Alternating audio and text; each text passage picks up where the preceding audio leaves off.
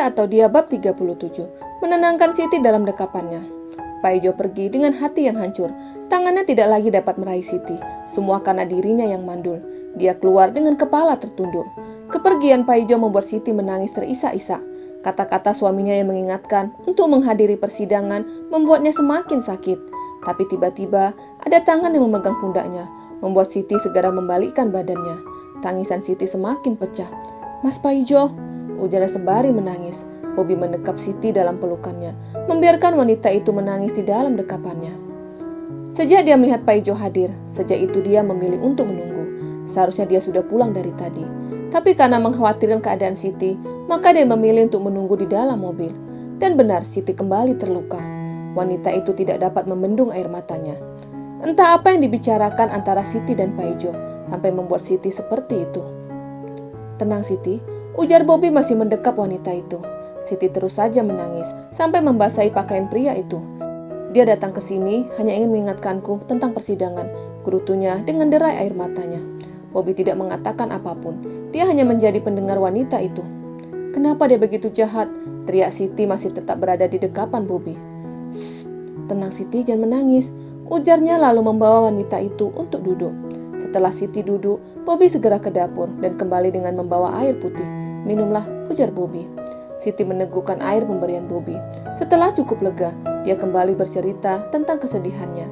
Bobby hanya mendengarkan dan mendengarkan. Siti menceritakan bagaimana terkejutnya dia ketika mendapatkan surat dari kantor pengadilan. "Aku syok, hubungan kami sangat baik. Mas Paijo tidak pernah sekalipun memarahiku, tapi ternyata dia telah menikamku." Siti kembali menangis. Bobby segera memberikan tisu kepada wanita itu dan terus mendengarkan semua keluh kesah Siti. Waktu terus berputar dan Siti masih saja bercerita tentang kisahnya. "Siti, ini sudah malam," ujar Bobby mengingatkan. Siti menatap jam yang telah menunjukkan jam 11 malam. "Apa kamu akan pulang?" tanya Siti. "Iya Siti, tidak baik jika aku di sini." Bagaimana kalau Mas Paijo datang?" "Andai Paijo datang, dia tidak akan mencelakaimu." "Apa kamu takut dengan Paijo?" tebak Bobby. Siti menganggukkan kepalanya. Dia bukan takut Paijo akan mencelakainya, tapi dia takut kehadiran Paijo akan membuat hatinya semakin sakit. "Kamu tidak perlu mengkhawatirkan Paijo," Bobby menenangkan Siti.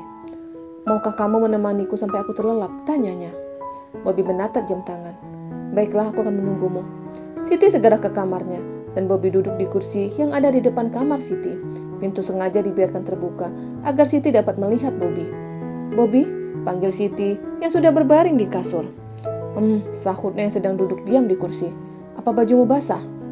Bobby segera menatap pakaiannya yang basah karena air mata Siti. "Pakaianku bukan hanya basah, tapi kebanjiran," gurau Bobby, berharap Siti dapat tersenyum. "Ah Bobby," rengek Siti. Mendengar suara Siti yang manja membuat Bobby senang.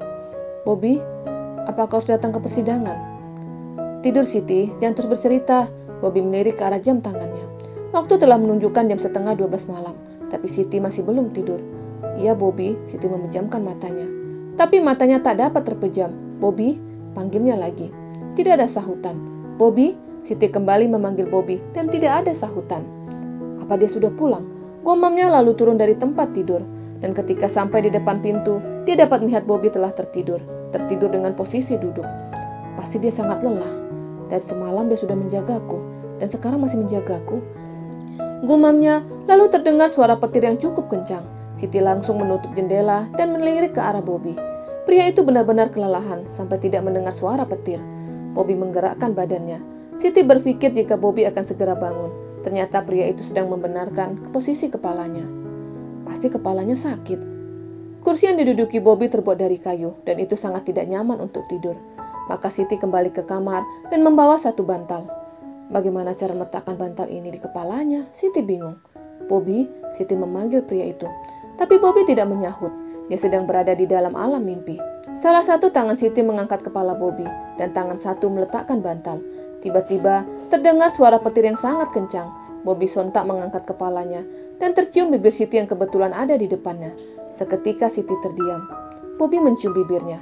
Walaupun tidak sengaja, tapi tetap saja membuatnya gugup. "Siti, ada apa? Kenapa kamu tidak tidur?" Bobby tidak sadar jika dia baru saja mengecup bibir Siti.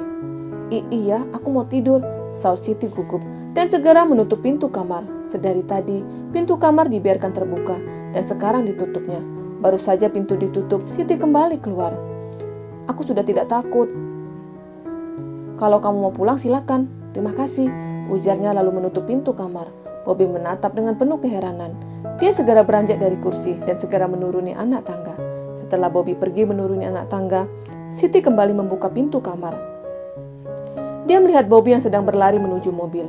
Pria itu sedang menghindari hujan, tapi ternyata hujan tetap saja membuatnya basah kuyup. Siti memegang bibirnya yang baru saja dicium Bobby.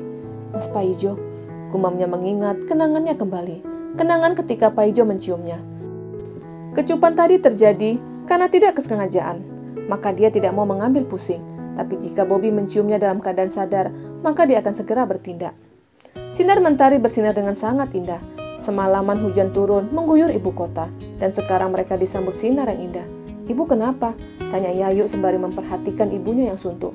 Kenapa kamu bilang? Ibu pusing dengan masalah kita, gerutunya. Kenapa harus pusing? Tolak tawaran Ibu Andin. Jika wanita itu memproses kita ke kantor polisi, kita lawan. Ada suami Mbak Gigi, pasti kita akan menang. Enggak, Ibu tidak mau meminta ataupun mengemis kepadanya. Kamu akan tetap bertunangan dengan anak Ibu Andin. Setelah itu, kamu bisa menceraikannya. Ibu, sudah aku katakan aku tidak mau menikah, serunya marah dan segera berlalu meninggalkan ibunya yang sedang duduk memikirkan ucapan Ibu Andin dan juga memikirkan nasib anaknya. Begitu Yayu sampai di depan gang, ada Chef Robi yang sedang menunggunya. Pria itu sedang bersandar pada mobilnya. Dia dapat melihat Yayu sedang cemberut. Ada apa, Yuk? Tanyanya yang dapat mengerti jika gadis belia itu sedang ada masalah. Ibu. Yuk, terdengar suara ibunya yang sedang berlari mengejarnya. Yayu langsung menghela nafasnya. Dan hal itu diperhatikan Chef Robi. Yuk, ibu ada ide, ujarnya dengan napas yang ngos-ngosan. Apa? Tanya Yayu ketus. Ibu akan menyetujui lamaran itu. Ibu, Yayu menyela ucapan ibunya. Chef Robi masih mendengarkan dengan seksama. Dengar dulu, kamu akan tetap melakukan pertunangan. Setelah itu, dia akan datang.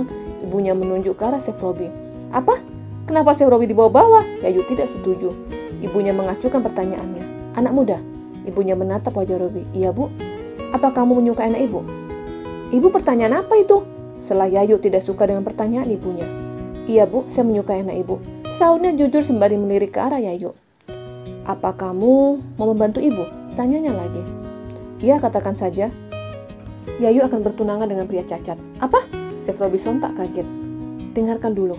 Nani menceritakan percakapannya dengan Ibu Andin ke Robi. Dia akan memperkarakan kami. Jadi jalan satu-satunya Yayu akan bertunangan dengan pria cacat. Tapi sebelum itu terjadi, kamu akan datang.